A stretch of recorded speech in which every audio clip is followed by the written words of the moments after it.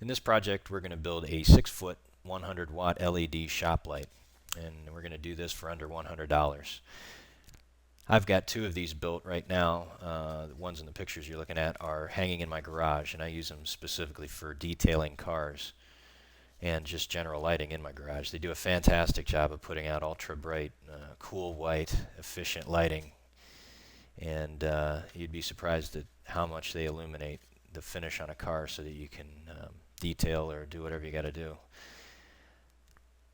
Some of the skills involved in building this light fixture are going to be soldering, use of power tools such as a drill, and most importantly, we're going to be dealing with 120 volt electricity coming from your household. So if you're not comfortable with any of those, specifically the electricity portion, then I would recommend getting somebody who knows what they're doing and address that, so that for very obvious reasons. Material list for this project can be a little bit lengthy, but I have linked and listed everything in the subject of the video. Hopefully make it easy for you. I'm also going to list them here in the video. First thing we're going to need is a heatsink, which is going to be the body or the chassis of the light fixture. I'm using a 2-inch by 75-inch heatsink from Heatsink USA. Pretty good company, great product, fast shipping. I've used a couple of these for the different fixtures I've built, and I'm very happy with them. It's easy to work with. We're going to need 10 watt LED chip lights. I got cool white for my project because that's just my personal preference. You can use warm white or whatever color you really choose to use. We're going to need a couple lengths of silicone wire, 16 and 10 gauge listed there. I use red and black to keep things easy. We're going to need a digital multimeter, measure voltage. We're also going to need some various mounting hardware, which I've also listed. Some thermal compound, which will help carry heat from the chip light to the heat sink. We're going to need a 12 volt 30 amp DC power supply to drive the whole thing, and we're going to need a supply cord to power that. Aside from that, we're going to also need some various tools, hammer and a punch, tap set with a 3mm tap, drill with the listed bits there, screwdriver, wire strippers, soldering iron, and tape measure, all necessary things. Now that we have materials, let's get started building. We're going to lay out the position on the heatsink where each LED chip is going to go. So to do this, we're going to need a tape measure and a pencil, and a speed square helps a lot as well. We're going to make sure the LED lights are spread evenly at even intervals across the bottom of the heatsink. Obviously, we want it to look good, but we also want to balance the light and the heat distribution from each chip. So we're going to start at 2 inches inside the edge, and we're going to make a first mark there. That's where our first chip's going to go. And after that, we're going to make a mark every 7 7/8 inch from there. And those intervals are going to be at, the next mark will be at 9 7/8 inches.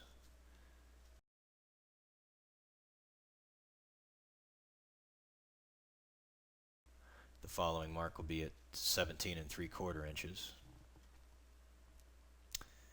And then again at 25 5/8, 33 1/2, 41 3/8, 49 1/4, 57 1/8, 65 inches, and 72 7/8. So in the end, you should have 10 marks, all evenly spaced, and that's where our LED chips are going to go.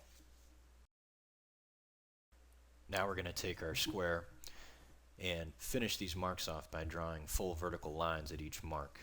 These marks are essentially the center points again of each LED chip that you're going to mount.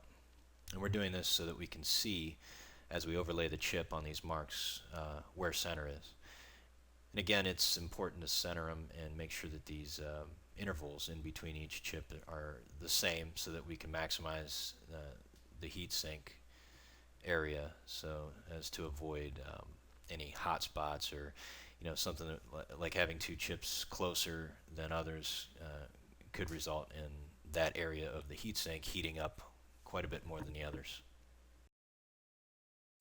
While we're on the topic of heat, now would be a good time to talk about what kind of heat these fixtures are actually generating. I did some tests on my units that I put in my garage at on a 60-degree Fahrenheit day, which is 15 degrees C. After about 30 minutes of runtime, the chip, I should say the heatsink directly above one of the LED chips, I measured at 78 degrees C, and in between the chips at the heatsink was 67 degrees C. And then again at 60 minutes runtime, you can see it was just about the same. So they do put out quite a bit of heat. I've had them on for as long as 6-7 hours at a time and have not had any problem at all. And the heat generally stays right about 78 degrees C, which can be uncomfortable to touch. I wouldn't recommend doing that, and you might want to consider where you're mounting them. Not only keeping them out of the reach of yourself or children or who else, but also keeping the fixture itself suspended far enough below combustible materials and so forth. So just things to think about in terms of installing these.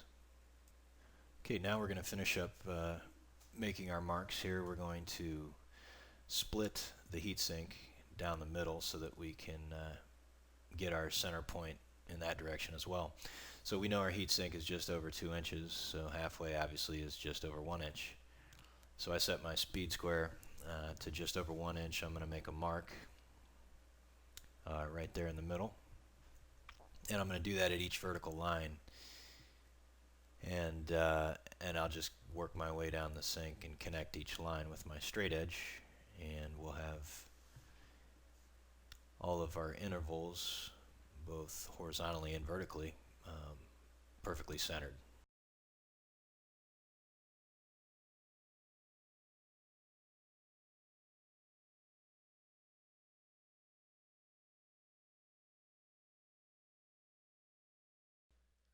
Okay, now we're going to mark the positions for our mounting hardware for the holes that we're going to drill for each LED chip. For this step, you're going to need a Sharpie and one of your 10-watt LED chips. So take your chip and lay it out on the first interval and center it using the lines that we drew in the last step. And we're going to pick 2 opposing mounting holes. In this example, I'm using the bottom left and top right. And we're going to take our Sharpie and mark where those little indentations are on the chip. I don't think marking all 4 and using 4 screws is necessary. 2 seems to hold these things just fine in place.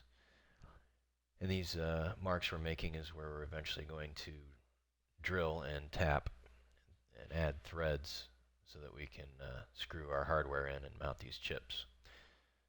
So just do that for all 10 intervals, and then set your chip aside.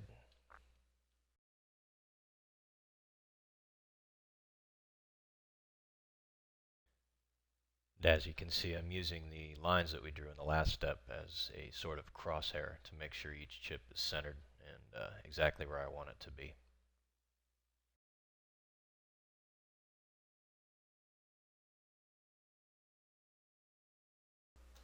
Okay, now grab your DC power source, and we're going to transfer the mounting holes from the power source over to the heatsink so that we can drill and tap those holes as well. As you can see, I have my power source on edge here. There's obviously 2 sides to it. If you notice, one side has just 2 mounting holes.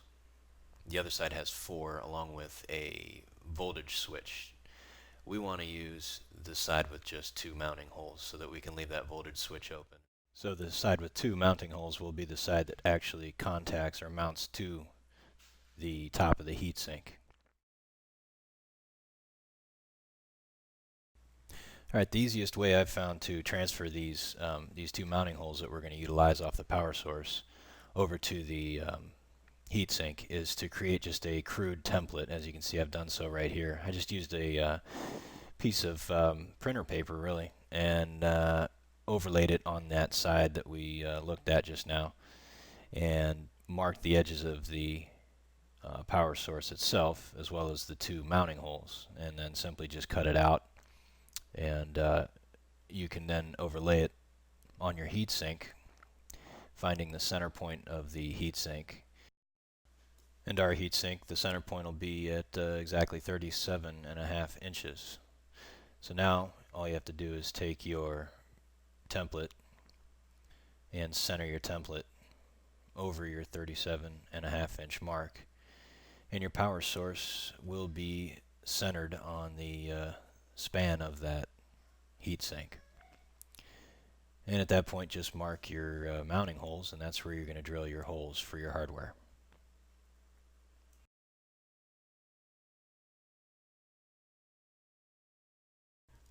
One very important note while you're doing this is, as you can see here, you want to make sure that your power source template mounting holes do not interfere with any of the LED chip mounting holes that you're about to drill. As you can see in this picture, the marks. It shouldn't, as long as you've followed the directions up to this point and centered your template, you should not have a problem. If the mounting holes for the power source happen to fall on where one of the LED chips are, then you're going to have problems. You're not going to be able to mount the power source because the LED chip will be in the way, and that'll become very obvious at that point. In this step, we're going to lay out the holes that we're going to drill for the hangers that we're going to suspend the light fixture from. To do that, all we're going to do is find our center mark that we marked earlier, and we're going to measure 2 feet either side of that center mark and make another mark.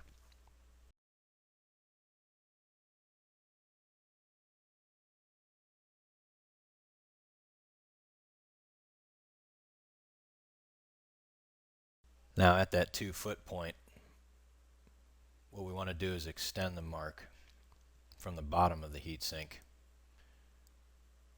over to each side, because on the sides is where we're going to drill the holes.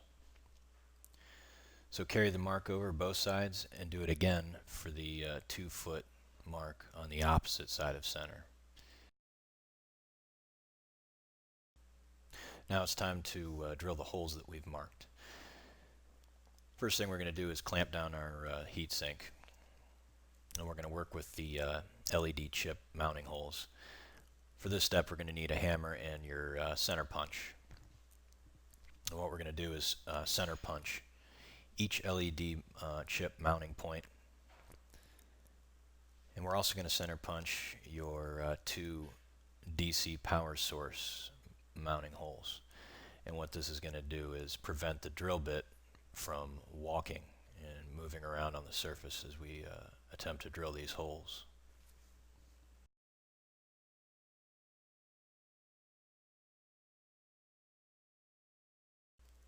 Do not try to center punch your holes for mounting the hangers on the sides of the heatsink.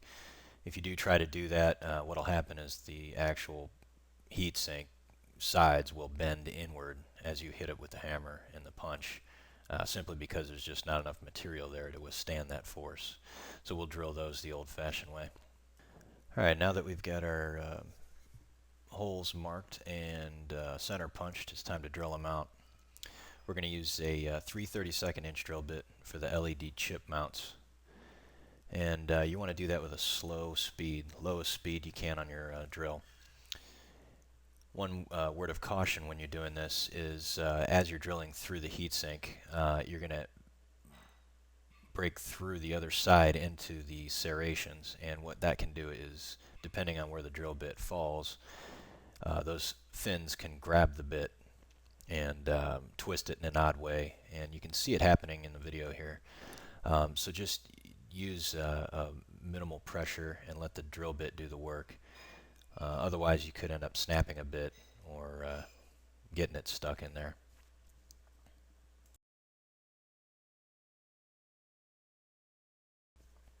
Alright, while we still have our 3/32 inch drill bit in the drill, we're going to go ahead and drill our hanger holes out. As you notice in the video, I have a couple of holes marked for the hangers, and that's simply because I was experimenting with different positions for the hanger. I settled on the 2-foot mark from center, and it just seemed to work pretty well. Be sure to clamp your work down and take your time drilling these holes, because again, we didn't center punch them, so the drill bit may want to walk a little bit on you. The other thing too is only drill through that outside edge fin. You don't want to drill through, it's not necessary to drill through anymore. Okay, now we're going to drill the power source mounting holes, and to do that we're going to swap out our drill bit for a 3/16 inch bit. And same technique applies here, and drill out the two power source mounting holes. And again, the same word of caution regarding the fins grabbing the drill bit, potentially snapping it.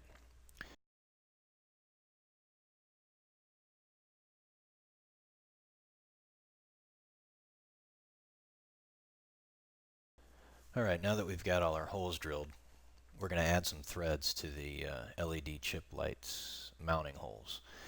To do that, grab your 3mm tap, and I use 3-in-1 oil to lubricate the hole. And we're going to, if you've never used a tap before, keep in mind that this is aluminum, very soft metal, relatively speaking, and it's very easy to strip this.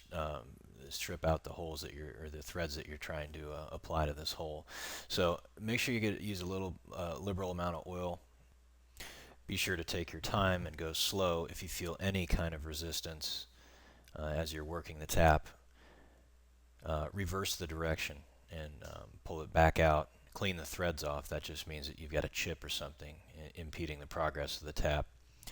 If you don't and you try to power through it, you'll strip the threads for sure.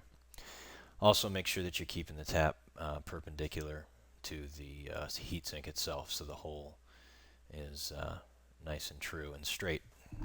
Another tip, if you do happen to strip one of the holes out, what you can do is overlay your LED chip again and mark the other two unused mounting indentations and start over using your center punch and drill, and try again.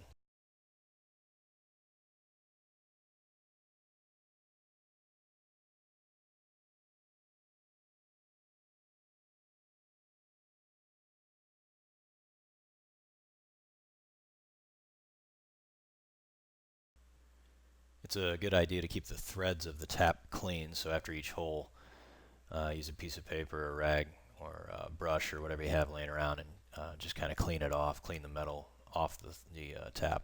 And that'll help it cut much easier and make your job easier. This is probably the most tedious portion of the whole project, as you have 20 of these holes that you have to tap. Alright, when you're finished tapping all the holes, wipe the heatsink down with a cloth to remove residual oil and metal fragments. And now we're finished with part 1. Make sure to check out part 2 of my DIY 100 watt 6-foot LED light fixture. Thanks for watching.